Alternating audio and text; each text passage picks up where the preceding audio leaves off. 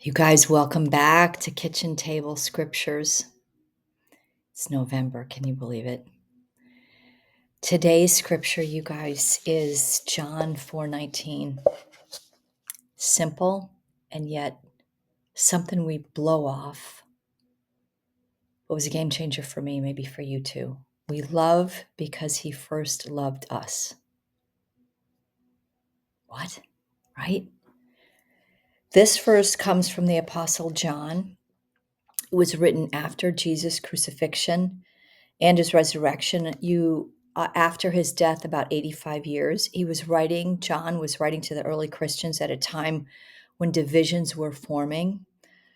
Each group was arguing their own definition of what doctrine was about. And you guys, isn't that our world today, right? It sounds familiar, right? Because even in a subtle or not so subtle way, we're trying to justify our stance, our version of it. We build up evidence and logic, and we're defending our side. That's why the Bible, right, so relevant for today. But in doing so, you guys, our hearts splinter. I've heard this verse many times. I just skimmed past it until one day, and this has to do with my mom. It made me stop and tear up when I felt it. Love is interesting because you can spend your whole life studying it, defining it, and you should.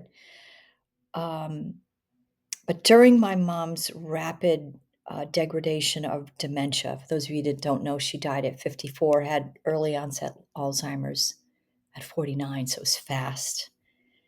She was in pain, really uncomfortable, unable to communicate, and I'll never forget one moment in particular. She needed relief. There was a physical suffering, and I just remember without thinking, I helped. I more than helped. I was going to do whatever it took to get it resolved. And it wasn't out of guilt. It wasn't out of courage. It wasn't out of, I should do this or a duty. Honestly, my heart, it was because of pure love. There were no strings attached. I was letting go of me, right? And I did everything I could for her. Where does that come from? It comes from love. And where does that come from? We love because he first loved us. God is love. That's his nature. Just as parents, right, love their child, they're imposing their nature in that child. God does the same. His love evolves in us. But in order for us to receive, to have it, we need to receive it. In order for us to give it, we need to receive it. And that's the tough part. Because giving love is not something you manufacture through willpower or moral effort. The ability to love flows from God's love.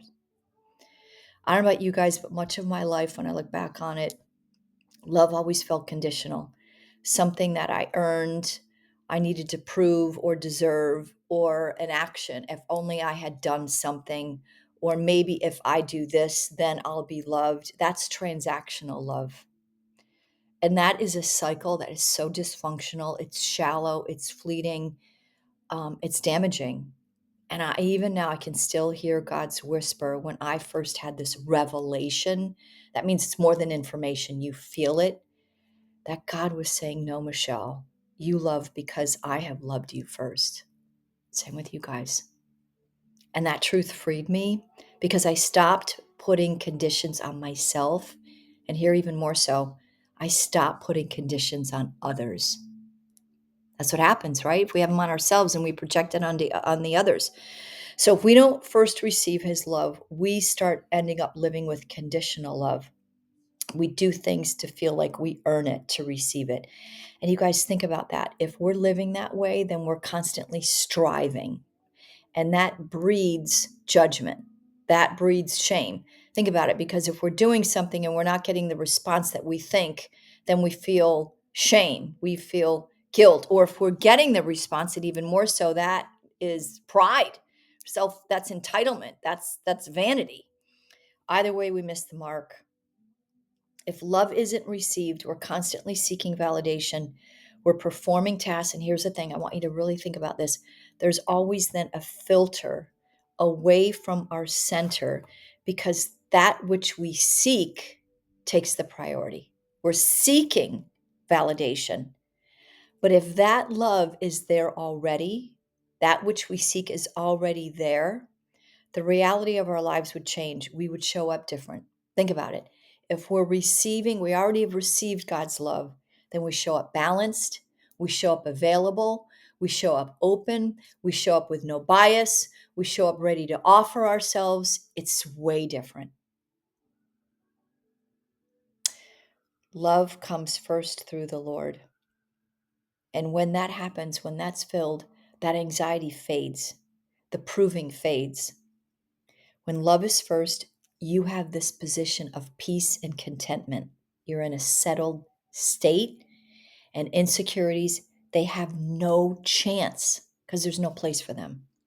Remember, peace is not a feeling, it's a status. So here it begs a question, doesn't it? How do I receive his love? Receiving God's love isn't something we figure out. It's not something that's logical. It's not from our head. It's something we allow, and that comes from faith. That's what God is always asking us. Have faith. It's in quiet moments. It's when we stop performing, we stop striving, and we just simply say, "Here I am, Lord." Long enough. It's a surrender. It's not through perfection. It's through presence. Oh my gosh, guys. When I start to get there more and more, I just feel it. And I am so centered. You'll know that it starts to happen because you're going to catch yourself in situations where you're doing something out of vanity or out of making yourself feel better. And you'll do a 180-degree turn because you're going to feel this quiet little whisper on what God would do. You'll feel his love, and you'll do the exact opposite, meaning you will do something more Christ-like. What do I mean by that? You might have thoughts here and there, something that doesn't feel right, or you want to do something. But the truth is, you need to stop and just pray and just sit in that place of peace and feel God's love, and you're going to have a different response. You need to stop carrying those thoughts, right, that can cause harm to you or to someone else, and just feel God's love and remain open and do the opposite, right, of maybe something you wouldn't normally do. Get in touch with somebody that maybe you haven't talked to in a long time, right? Take the time to talk to someone that normally you wouldn't talk very long to. Little things. You have to sit long enough in his gaze. You have to read his word. And you guys, in that, you're going to feel a new life. Again, it doesn't come from the head. It's not logical. You need to be reminded, myself too, that you were chosen even before you were born. You were chosen and loved long before you could do a single thing about it. Think about that. Before I could do anything about it, I was already loved. Same with you. So let's keep it easy. How do you receive his love? You have to stop striving and start surrendering. And believe. Believe. And pray. It took me a long time to figure out prayer. Prayer is not asking for things, you guys. It's an intimate relationship with God. He just wants to know what's on your mind and in your heart in particular.